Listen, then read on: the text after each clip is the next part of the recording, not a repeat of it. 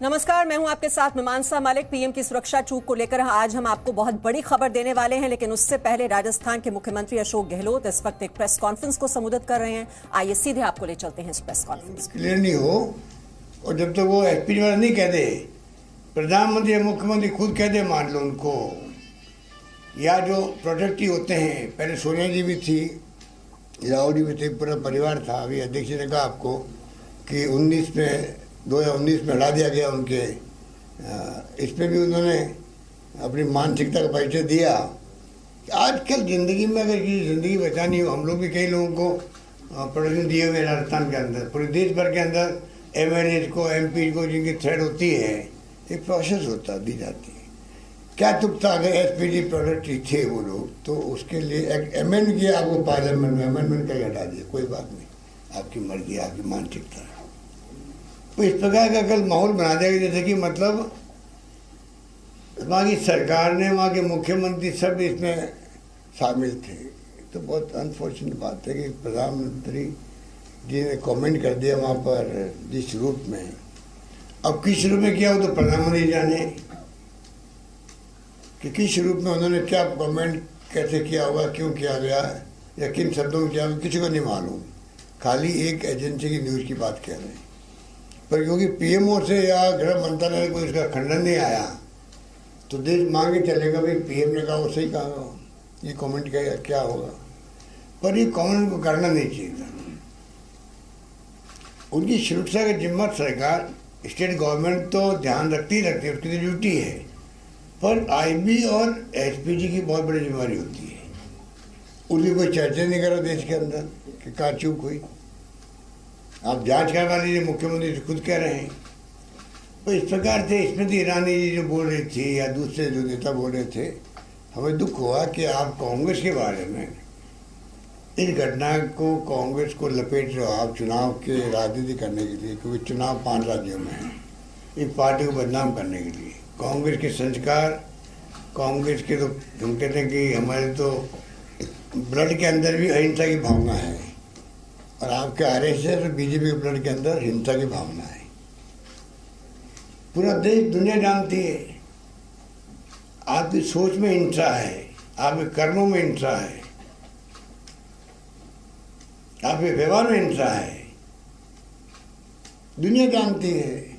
वो हमें पाठ पढ़ाएंगे हिंसा का, अहिंसा का, ये सोचने वाली बात।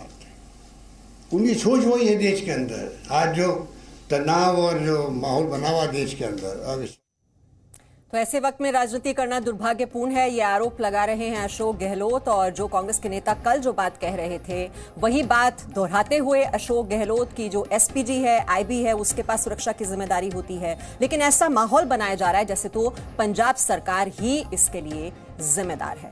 आपको बता दें, पीएम की सुरक्षा में ये कैसे एक बड़ी चूक है, कैसे बड़ी लापरवाही है। आपको बता दें, प्रधानमंत्री की सुरक्षा को लेकर पंजाब के एडीजीपी लॉ एंड ऑर्डर ने 3 चिट्ठियां लिखी थी, जिसमें पीएम के रूट में खलल की आशंका जताई गई थी।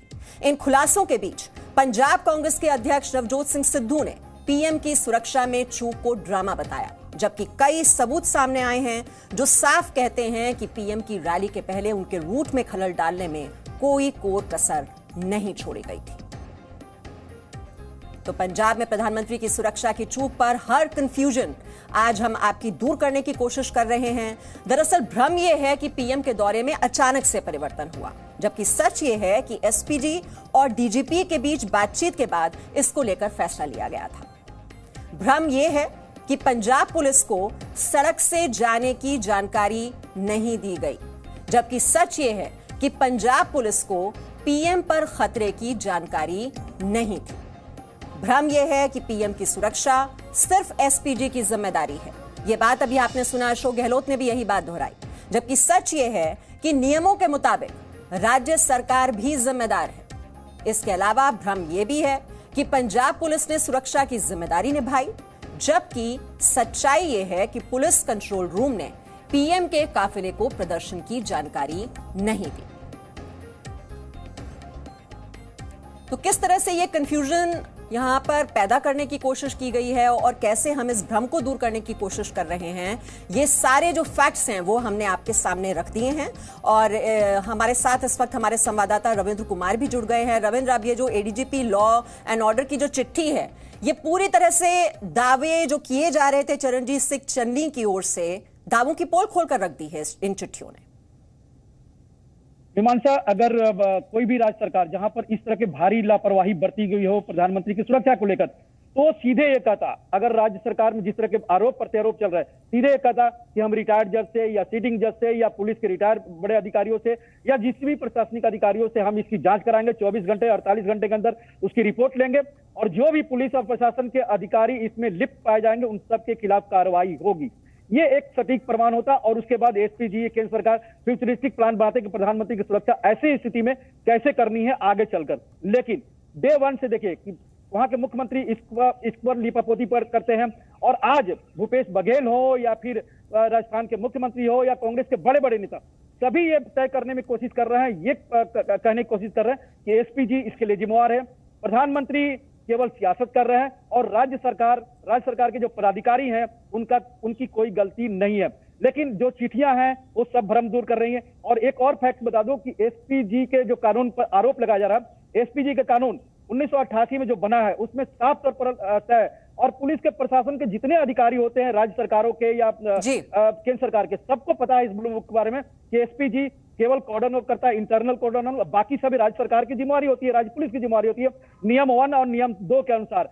इसके अलावा जो भ्रम फैलाया जा रहा है कि राज्य सरकार को उनके रूट के बारे में पता नहीं, लेकिन ये बता दें कि जो जानकारी है और सबके सामने है कि बठिंडा के एसएसपी पायलट के रूप में चल रहे थे प्रधानमंत्री के रोड में और फिरोजपुर के बॉर्डर तक वो आए और फिरोजपुर बॉर्डर से फिर एसपी, वहां के जो एसपी है वो पायलट के रूप में लेके गए थे और इसकी पूरी जानकारी वहां के डीजीपी को भी थी और जो दूसरे अधिकारी हैं सबको थी। तो कहीं ना कहीं छिपाने की कोशिश ज्यादा हो रही है, सियासत करने की कोशिश हो रही है, अपना दामन बचाने की कोशिश हो रही है प्रधानमंत्री की सुरक्षा। जब भी प्रधानमंत्री किसी राज्य के दौरे पर जाते हैं तो जो एसपीजी होती है वो मॉनिटर करती है, डीजीपी से बातचीत होती है, जो स्टेट एडमिनिस्ट्रेशन होता है उसको भी सारी जानकारी दी जाती है, सब कुछ पहले बता दिया जाता है और जो इनर सिक्योरिटी रिंग है उसकी जिम्मेदारी एसपीजी निभाती है, लेकिन राज्य पुलिस की पूरी जिम्मेदारी होती है, वो इससे पल्ला नहीं झाड़ सकती। अब उस व्यक्ति से आपको मिलवाते हैं जब पीएम का काफिला हुसैनी वाला फ्लाईओवर पर फंसा हुआ था तो ये शख्स उस वक्त वहां पर मौजूद थे। हमारे संवाददाता अमित भारद्वाज ने उनसे उसी जगह पर बातचीत की है, सुनिए पूरी बात।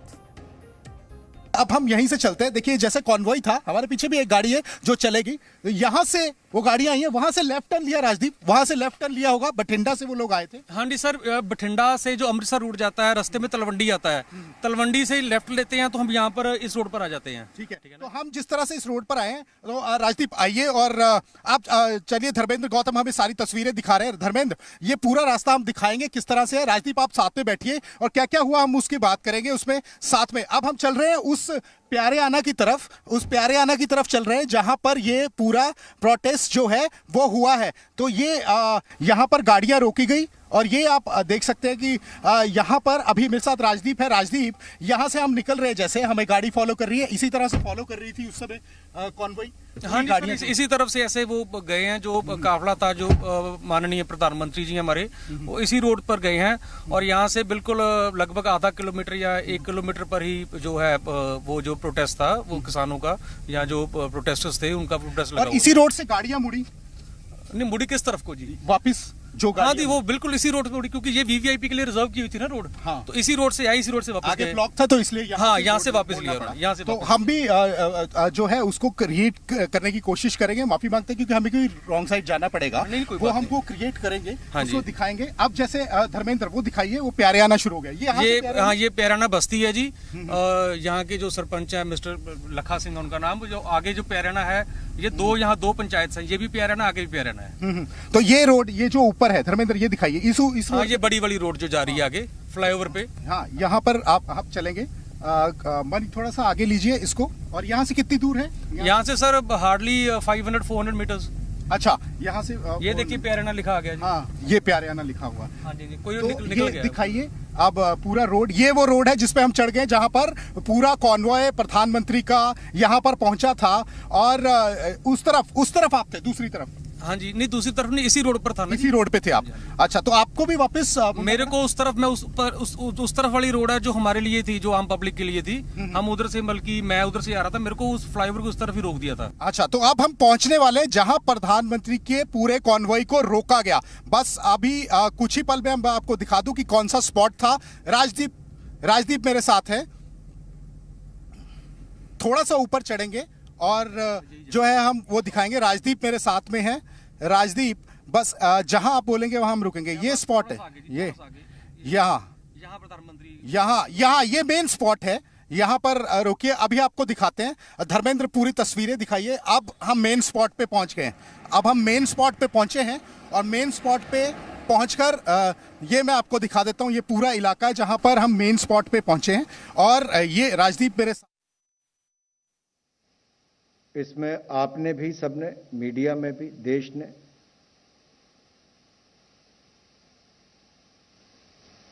इस पे अपने अपने विचार व्यक्त किए हैं। जैसा मैंने कहा कैबिनेट ब्रीफिंग में, आज मैं कुछ ज़्यादा नहीं कहूँगा, लेकिन इतना जरूर कहूँगा कि कुछ लोग सुप्रीम कोर्ट भी गए हैं, न्यायालय भी इस पर देख रहा है, होम मिनिस्ट्री ने भी इस पर कार्रवाई करने की बात कही है, ताकि जानकारी जुटाने के बाद जो जो कदम उठाने होंगे वो बड़े और कड़े निर्णय जो भी हो वो करेंगे।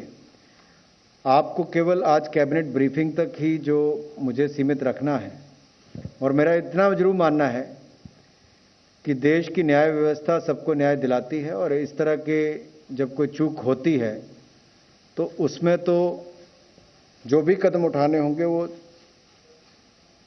उठाए जाएंगे। 170।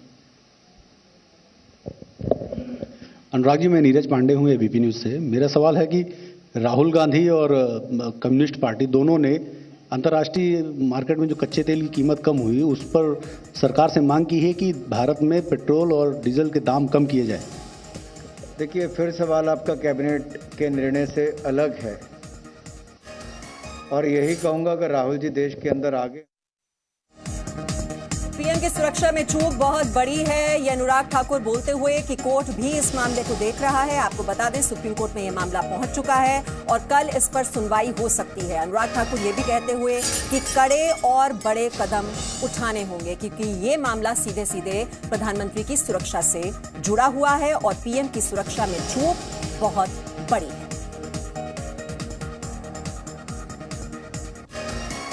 Presenting B News app, available on Google Play and App Store. Download it now.